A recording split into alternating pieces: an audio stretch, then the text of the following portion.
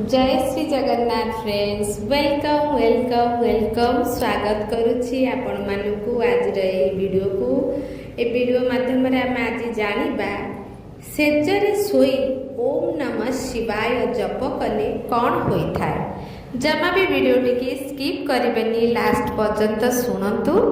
आसंतु video T आरंभ करिबा।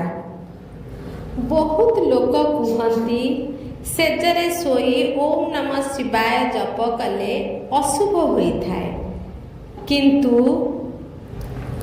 Science Bhairav तंत्र किछि अन्य कथा कही थांती। आज आम ए वीडियो रे आपण मानकु कौनसी मनगढ़ा कहानी कहबू नाही, बरं वैज्ञानिक अनुसार ओम जपर भाइब्रेशन आम मस्तिष्क उपरे क्यों प्रभाव पकाई थाए एवं तंत्र शास्त्र रे गभीर रहस्य रे आमे निदर दुनिया को जीवा पूर्वरु आमे एई पंचाक्षर मंत्रर विशेषता विषय रे बुझिबा। जदि आपणकु निद हेउ नथिबो, आपण मध्य चिंतारे ग्रस्थित, जदि आपण आध्यात्मिक उन्नतिर शीर्षतार पहुँचवा चाहूँगी, तेबे आजिर ए वीडियो आपणकर जीवन बदलाई देव। आसंतु भगवान शिवंकर विशाल भक्ति को जानिबा। सेजरे रही भगवानक नाम जप करिबा पूर्वरु आग जानिबा जे मंत्र कौन। एहाकू पंचाक्षरी मंत्र कुहा जाए। जदि ओम को हटाई देबा तेबे पांचटी शब्द रहिबो। नमः शिवाय। न अर्थ धरित्रीर सिंबल। एहा आम शरीरर एनर्जिया को दूर करिथाए। म एहार वाटर प्रिंसिपल अटे। एहा आमर भावना और मनर चंचलता उपरे नियंत्रण रखि थाए। सी एहा फायर प्रिंसिपल अटे। एहा आम भितरे थिबा पाप ओ नेगेटिव को जलाई देई थाए।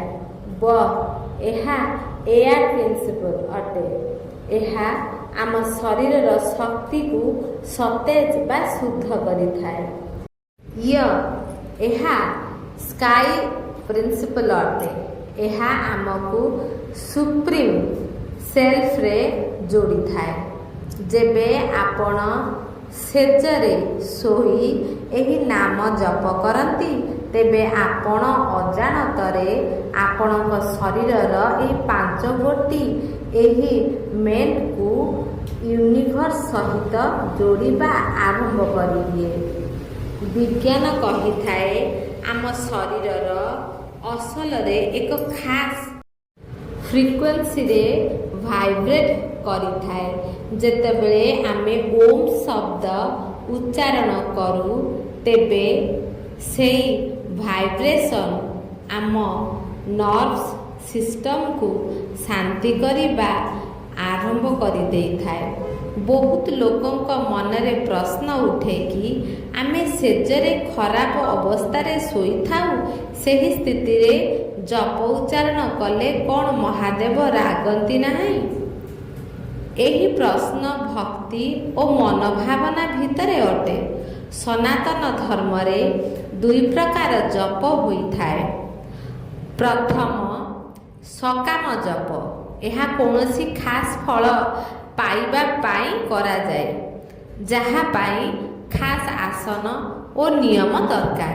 द्वितीय होउछि अजपा जप बा नाम जप, जहाकू जीवनर जेकोसी परिस्थिति रे मध्य करा जाई पारिबो।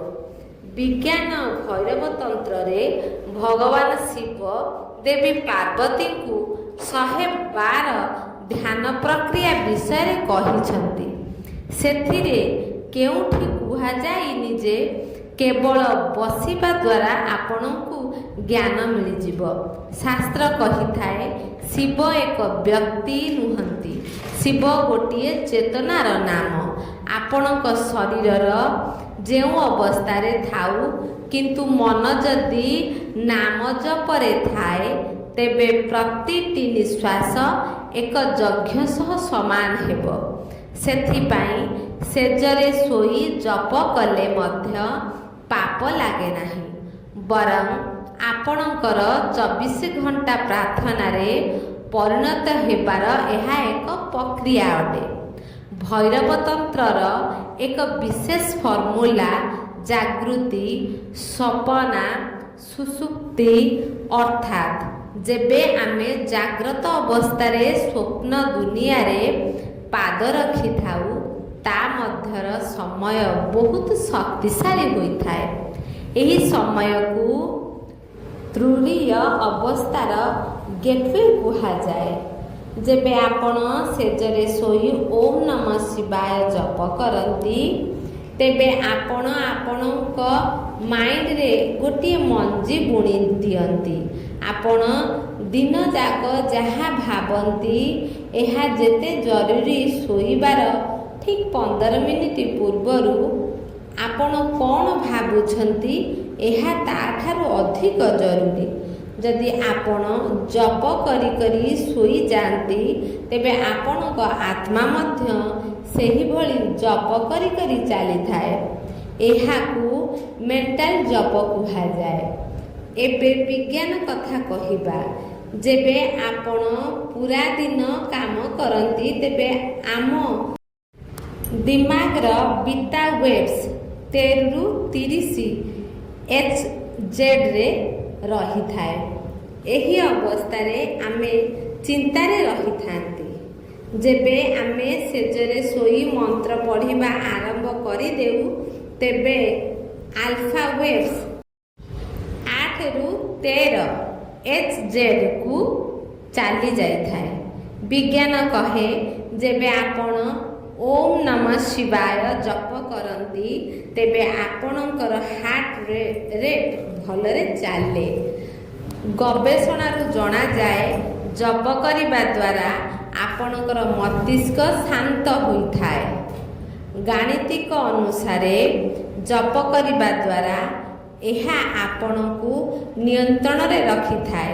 ଯେଉଁମାନେ ପୁରୁଣା ପିଢ଼ିରେ ବ୍ୟକ୍ତି ଥାଆନ୍ତି ଯଦି ସେମାନେ ଶୋଇ ରହି ଜପ କରନ୍ତି ତେବେ ଏହା ପେନକିଲର ଭଳି କାମ କରିଥାଏ।